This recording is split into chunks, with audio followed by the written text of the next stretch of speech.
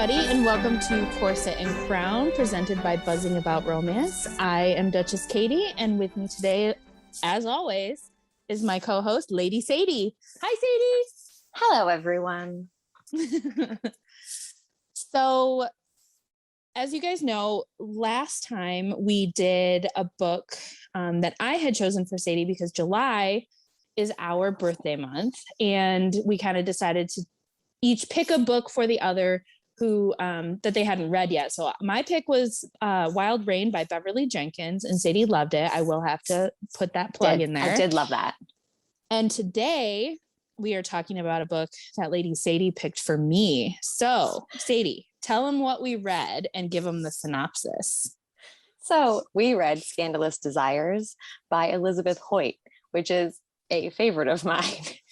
Which it's, if you've listened to any of our episodes, you know exactly why. If you've read this book, this is a favorite of mine.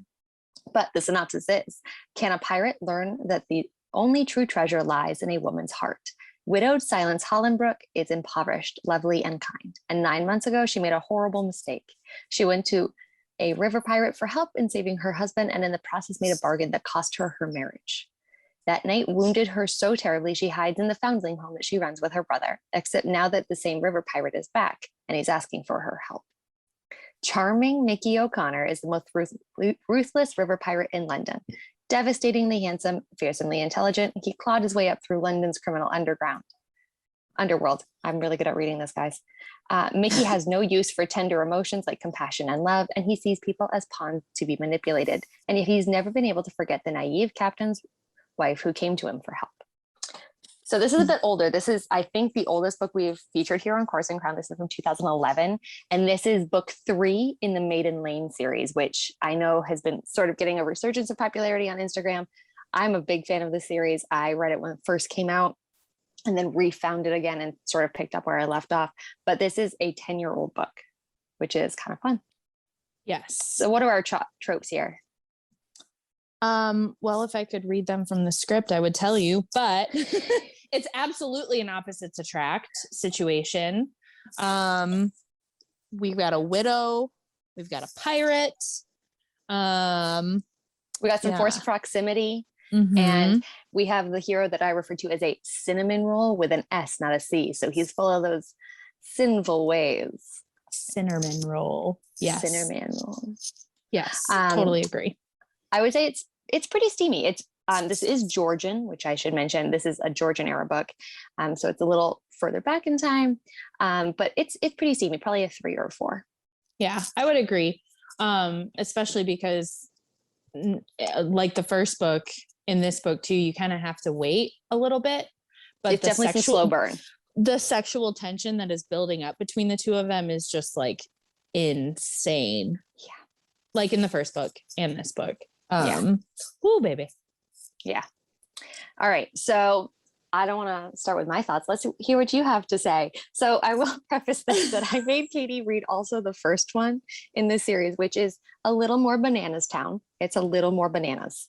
Yes. This one is less bonkers, still a lot, a lot capitalized here. But what did you think? I am surprised by how much I really like this book. You know, I honestly, I had exactly zero issues with Mickey, like period. You know, there's a lot of history that you gotta get to peel back as he starts to, you know, unguard himself from Silence. And let's just address this now. What the hell are these names? I'm sorry. Like Temperance, so Silence, Winter. Okay, Concord. So the Makepeace family are Quakers. And if you haven't read Maiden Lane, all of the Makepeace children have Quaker names. Temperance, Silence, Winter, Asa are the ones you see the most of in the series. My theory is that their names are the opposite of their dominant personality trait. So Silence is not quiet. She's not. Temperance doesn't temper herself from things. She engages in what she feels good doing. And Winter, well, I don't want to spoil anything. You'll have to get to Winter. Yeah, I got to get to Winter. But so I I mean, the first book is bananas in its own right, but this one is bananas in a totally different way. I mean, we are talking a river pirate on the Thames, you know, in is it St. Giles or St. Giles? I feel stupid. I would say Giles. Okay. St. Giles. I loved the two of them together. I feel like, and a lot of times you have to watch somebody give an inch and someone else takes a mile. Whereas these two were like, give an inch, take an inch, give an inch, take an inch. Like they were both just kind of like asserting their dominant personalities and figuring out how to like coexist together. Which they do have to coexist. They literally have to coexist. So part of the main storyline is that Mickey has a illegitimate child that he needs someone to care for, and Silence has become attached to this child. So she goes to care for the child in his gangster's paradise. Palace, his pirate palace. Yeah. And so she's living here with him and his various retainers and women of the night. And yes, and not unlike the first book, we have a cast of characters in the background who are also incredibly endearing.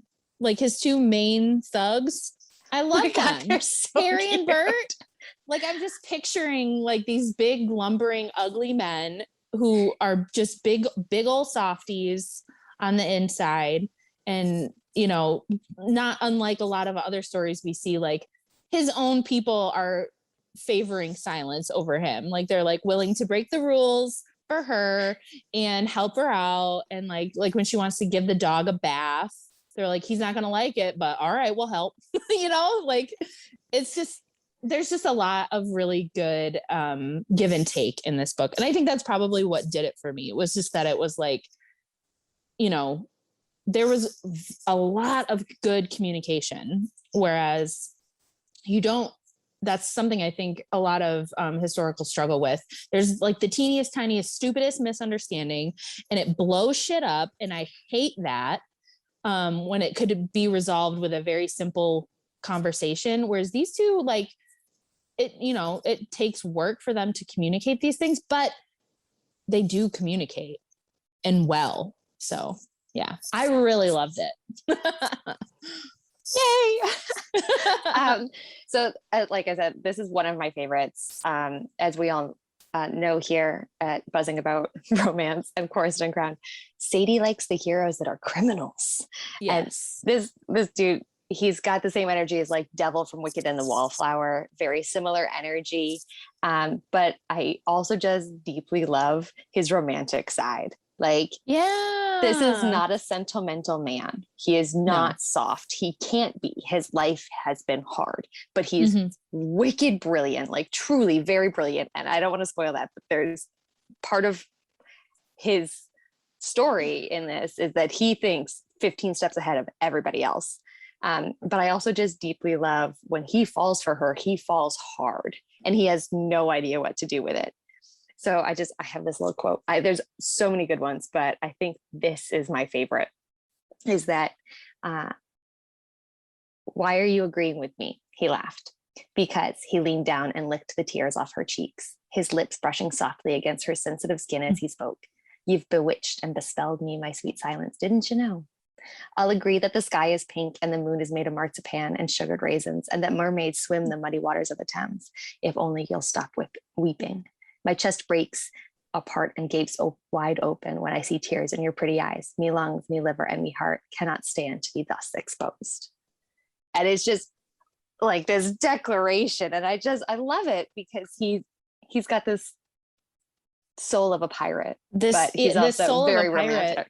Yeah, and very poetic. And like the way that because he was essentially robbed of a true childhood because of the way he was raised and everything, the things that he that he loves from when he's pirating, of course, you know, he's taking the valuables, the money, the jewels, all that stuff, but like the books, the whimsical things that a child would love. So I just think like part of him in taking those things and keeping them for himself and keeping them safe, he's just kind of like trying to grasp what it would have felt like if he had had these things when he was a kid. And because he can see the beauty in it, but he might not like get it. Like he doesn't understand why the book with the butterflies is important to him, or another book that he ends up grabbing and giving to Mary, you know, like his illegitimate child, or when they go to the opera. Yeah. So he sneaks so her into the opera, and he is so entranced with the opera and the theater and music. And she goes, I didn't know you loved music like this. And he goes, I didn't know music could feel like this. Mm-hmm. Like these things that other people may take for granted because they've had them at their fingertips. He so wants to indulge in, he just wants to roll around and feel them. And it's really fascinating to watch it because he puts things in front of Silence that she, from her very staid upbringing, hasn't had, but she had money. Yeah. And so they both are indulging in things that they've both always been curious about, but never been able to see. And it's really cool. It is. And, you know, I also thought about too, you know, his whole grab for money and riches and wealth, and, you know, watching Silence, and she's just kind of like, you know, no, we didn't have money and we didn't indulge in these frivolous things, but like I always had a roof and I always had food. Like those are the things that you need to survive, and you need to, you know, to feel human. And it's not unlike the way people behave today in terms of like trying to get all the money, all the wealth, all the things, because they're afraid that it's going to run out. Mm-hmm. Even if you know, there's no guarantees either way, but with as rich in items as Mickey was, he was just still afraid, like, I will not be living in the gutter again. So he wanted to do everything he possibly could to make sure that that didn't happen, even though there really wasn't a chance, especially back then, of that happening. We're not talking about like a stock market crash or a housing boom, you know. It's just like, it was just crazy to me, like how similar it could possibly be to what it's like today. When it hits close. It does. But yeah. Woo, baby. All right. So let's talk. We're going to do some spoilers now. So I got to ask, do you know who this Ghost of St. Giles is? No. I can't. I read these out of order because I'm me. So once upon a time, even when I read them the first time, I had read them out of order. So I'm always curious if people can see it or not. No. And, you know, I had my suspicions and things, but part of me is like, is there more than one at this time? Because I'm thinking about the people who are present when he's there. And I'm like, okay, no. But then I'm also thinking about the weird shit, like in the first book, when Winter shows up and he's hurt, you know, and then Lord Care's friend, Godric, I think is his name. Yep, Godric. He gets a book later. Yeah, I liked him. But I'm just kind of like, you know, the fact that he's ever present when the Makepeace family is around, you know, when shit's going down. I'm just kind of, I feel like I would know, and then I don't know. So this, of course, leads into me needing to go and read. I mean, we talked about wanting to read Winter's book, and I, you know, thankfully that's the next one, so I can. But yeah. Winter's book is fun. I haven't reread that one in a while. Maybe I'll do that with you. All right. This one really has some action in the end, and it like kept me on the edge of my seat. Mm-hmm. And I remember even when I reread it, I'm like, God, how do they get out of this one? Right. Like even, I mean, we're talking the last like 20, 30 pages, and that Mickey is in prison and he is going to be hung for his crimes. You know, and so then I'm just Silence comes to the prison. She comes to Newgate and marries him, and he gives her his ruby ring, and then she gives him a blowjob. a very sweet blowjob. Yes, it was very precious. I mean, it those is kind of a words power ever move. be used together. It is. And that's why I'm like, yeah, It's get kind you of a power some. move on her part, because she's like, and I think this is why I believe that the names are the opposite of who they are, is that like Silence is not quiet. She gets herself into trouble all the time. She kind of spouts off, and it's very endearing, but she's also this gentle, soothing soul. Mm-hmm. And he so needs to be soothed like all the time. Yeah. But